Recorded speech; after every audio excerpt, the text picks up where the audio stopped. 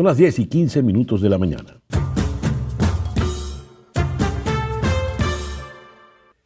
Leo lo siguiente.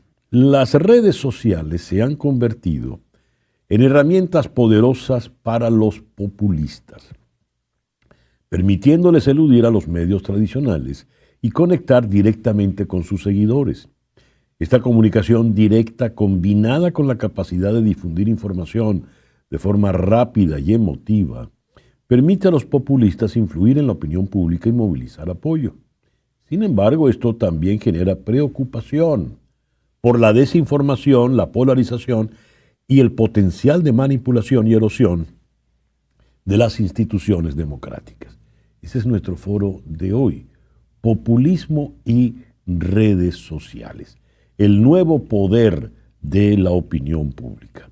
Para abordar este tema, contamos con Aquiles Esté, destacado semiólogo y analista experto en temas de marketing político aquí en Miami, y en Buenos Aires el destacado periodista Nacho Montes de Oca. Nacho, Aquiles, muchísimas gracias por compartir con nosotros en el programa de hoy.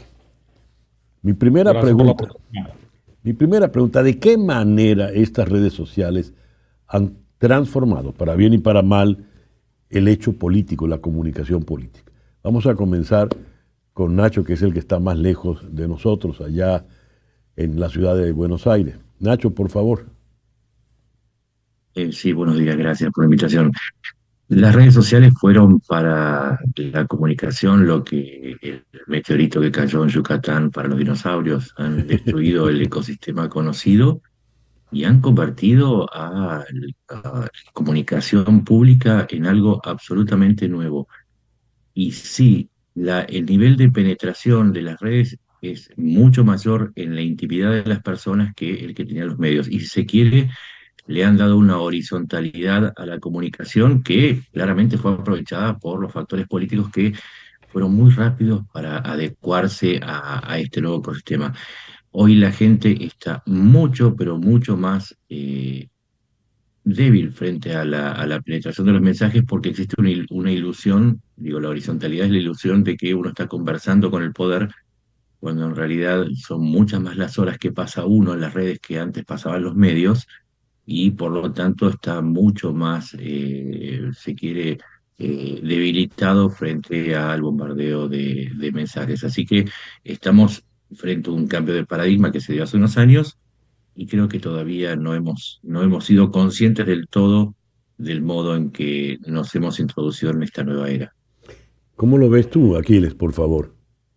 Bueno, voy a amplificar el cambio usando o remitiéndome a la historia de un solo término, el término audiencia, que es un Ujú. término que todos usamos para referirnos a un segmento de la población que en teoría escucha el mensaje de los medios de comunicación.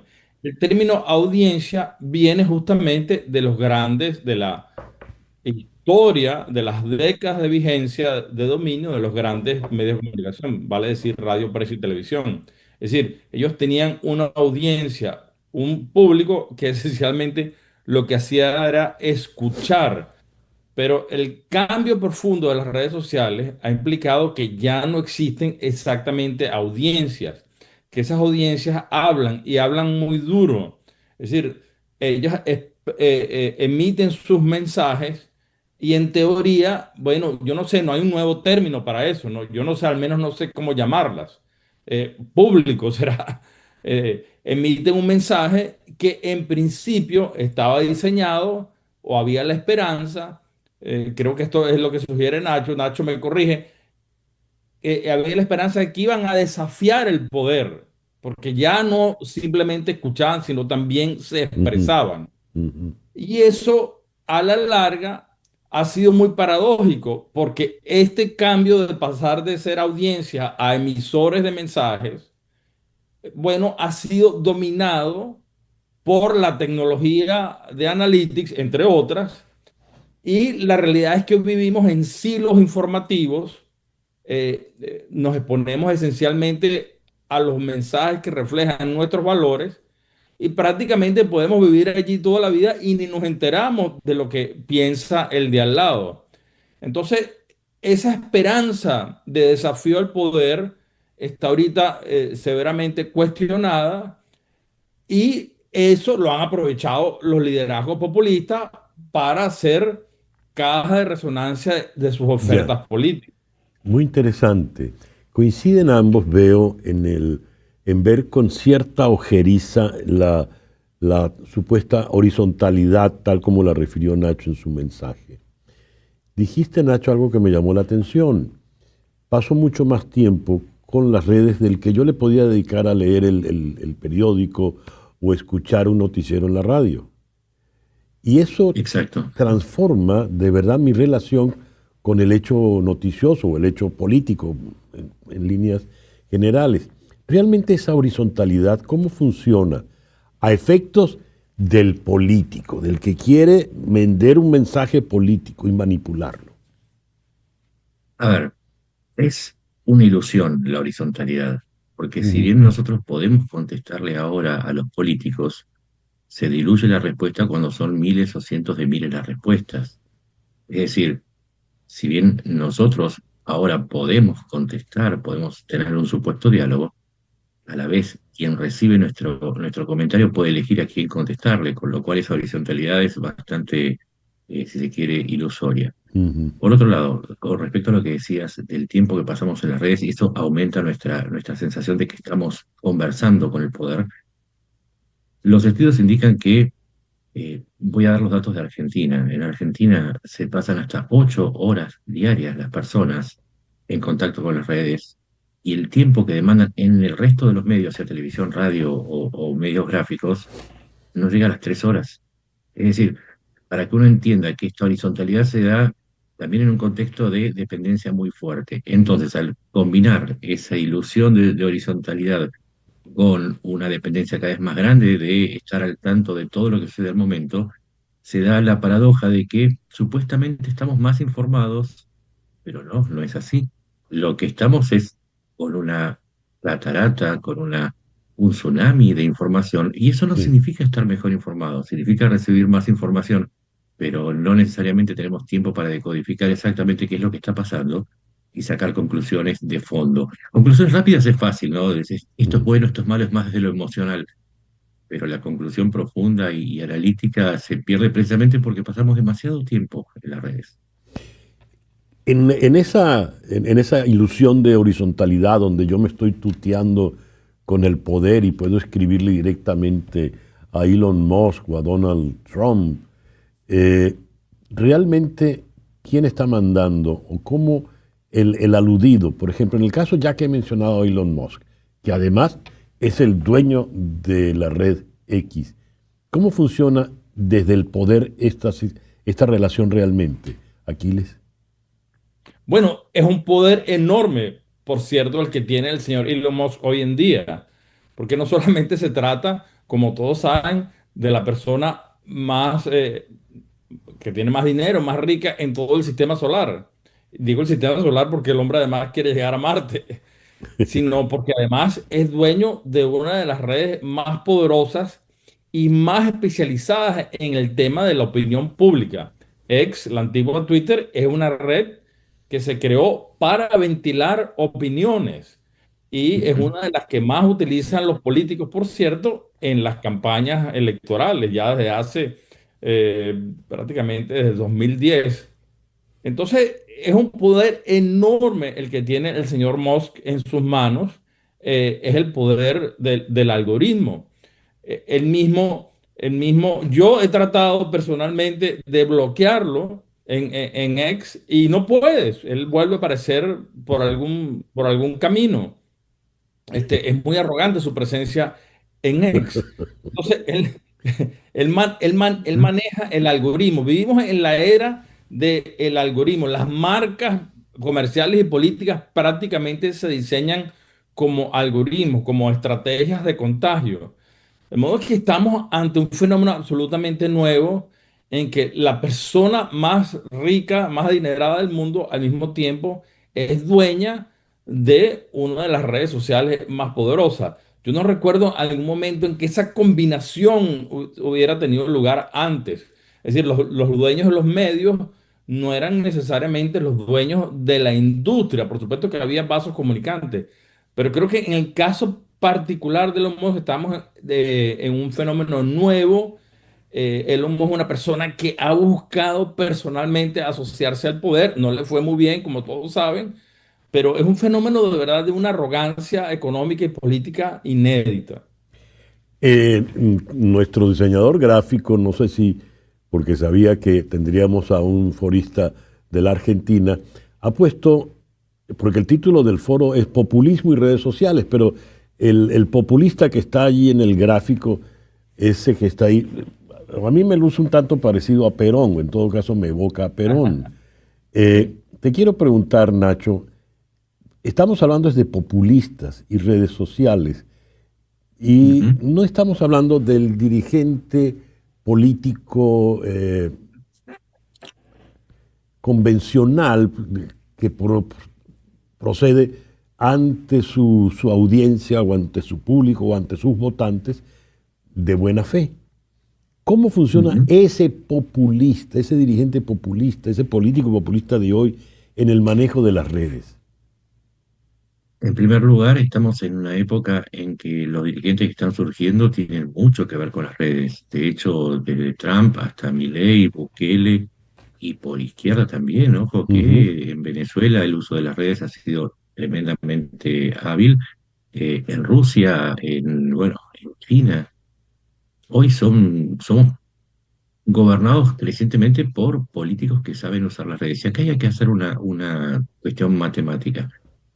Imaginemos que el universo de las redes depende de un financiamiento que viene de la pauta, ¿sí? No existe ninguna empresa en ningún país que pueda superar la pauta o el dinero que dispone un gobierno.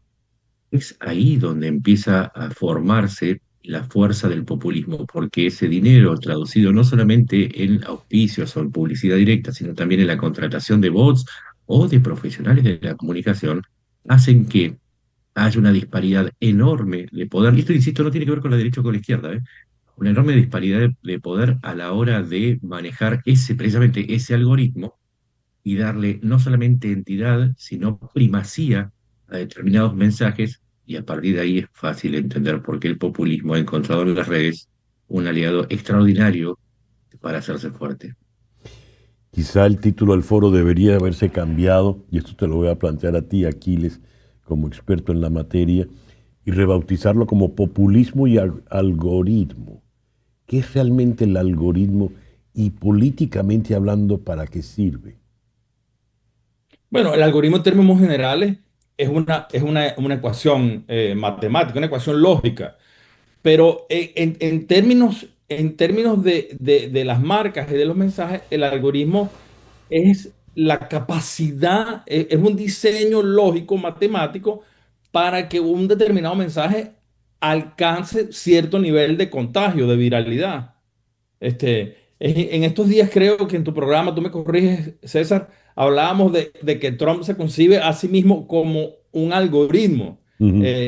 Yo creo que esa afirmación es correcta. Él es de los pocos políticos que entiende que el centro de su oferta política es llamar la atención, dominar la conversación. Ujú. Entonces, yo creo que las marcas, sean comerciales o políticas hoy en día, ellas en sí mismas van a empezar a concebirse como un algoritmo, es decir, como una entidad, como una cápsula de información capaz de captar nuestra atención el tiempo todo. Y lo que más importante, yo creo que es lo que más dramático en términos de manejo de opinión pública está sucediendo ahorita. Yo acabo de hacer un experimento, por cierto, en Kerala, en el suroeste de la India. Simulamos una elección local, mercado electoral de unos 30 millones de votos, con ciudadanos virtuales. Yo nunca había hecho eso antes, ni me podía imaginar que era posible. Y tuvimos un margen de error como de 3%. Eran No. ciudadanos virtuales, no eran ciudadanos reales. Imagínate a dónde estamos llegando. a la capacidad de manipular y de entender la opinión pública, que ahora ni siquiera vamos a necesitar la gente que postea mensajes concretos en las redes sociales. Vemos que estamos entrando Wow. en un mundo muy, muy desconocido, realmente inédito. Escalofriante Me lo que acabas gustaría, de contar. Escalofriante, sí. Escalofriante. Sí, me Nacho, gustaría por favor. aportar algo a lo que dijo Aquiles. Sí. Si quieren un ejemplo de algoritmo, lo tienen en TikTok, ¿sí? Un algoritmo diferente aplicado en diferentes sociedades. En TikTok, cuando uno ve el contenido en China, tiene más que ver con lo educativo, con el estímulo a la cultura, a la educación, pero cuando va uno al TikTok de Occidente, tiene que ver con el narcisismo y con el consumismo.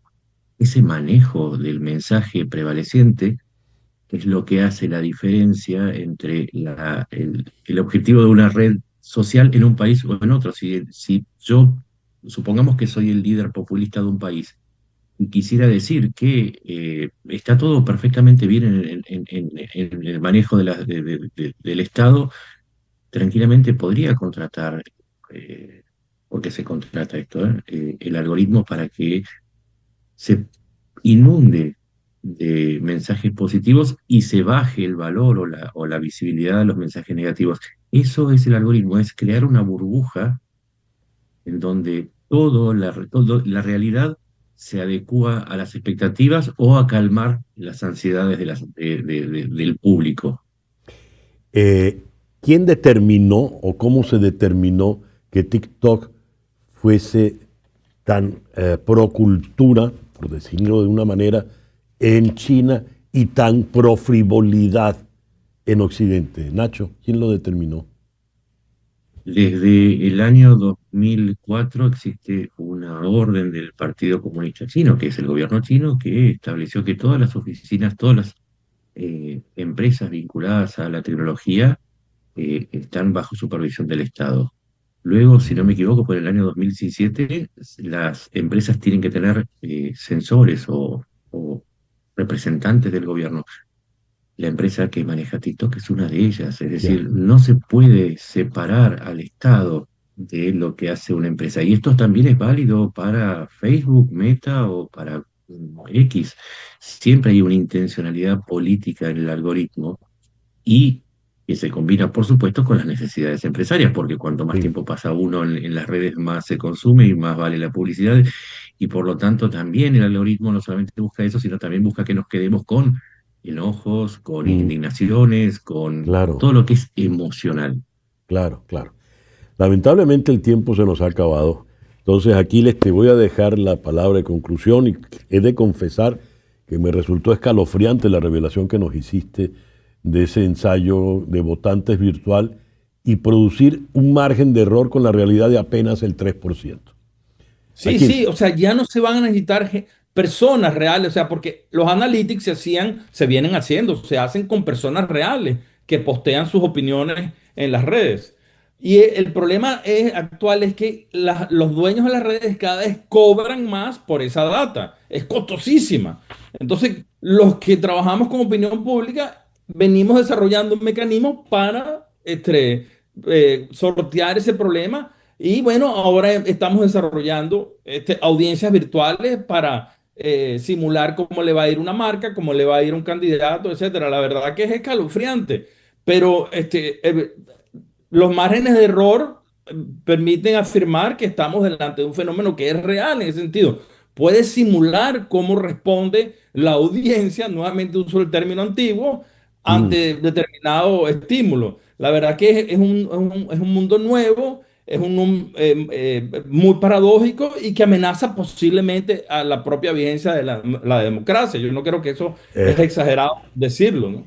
es que desde el enunciado de la conversación, populismo y redes sociales, el temor ulterior es precisamente eso. ¿Compartes ese temor, Nacho? Absolutamente. A ver, desde la experiencia mía, yo tengo 275.000 seguidores, Mm, ¿sí? Yo no puedo contestarle a todos, yo voy eligiendo a quienes le puedo contestar.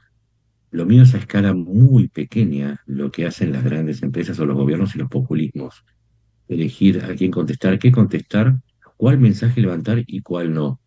Yo tengo un código ético. La pregunta es, ¿los populismos tienen una mm. ética comparable? Uy, ¿de qué manera nos protegemos de todo esto o de qué manera puede protegerse la democracia, Aquiles? Bueno, esa es muy buena pregunta. Yo creo que la escuela formal tiene un rol ahí que cubrir que no lo ha encarado. Es decir, yo creo que la educación formal en todas partes tiene que formar a los ciudadanos para entender el ecosistema de comunicación actual, para ayudar a los muchachos desde muy temprano a Ya, entender qué es una comunicación, qué es un contenido cierto, qué es un contenido falso, cosa que por cierto cada vez es más difícil. ¿Sabes? Ujú. Entender, ¿cómo se llama? El tema de los algoritmos y de la manipulación digital. Es decir, yo creo que hay un nuevo, tenemos que ir en un nuevo proceso de alfabetización del ciudadano para preservar la democracia, porque si no, realmente se corre un riesgo de una democracia emocional, de un archipiélago de opiniones, de una absoluta sí. falta de consensos y que es muy peligroso. De nuevo, Nacho y Aquiles, muchísimas gracias por esta interesantísima conversación en la mañana de hoy. Gracias. Bueno, gracias. A ustedes. Nacho Montes de Oca, periodista desde Buenos Aires, Aquiles, semiólogo experto en temas de marketing político en Miami. 10:36 de la mañana. En septiembre bajarán las tasas de interés aquí en Estados Unidos. De eso hablamos al regreso en Conexión.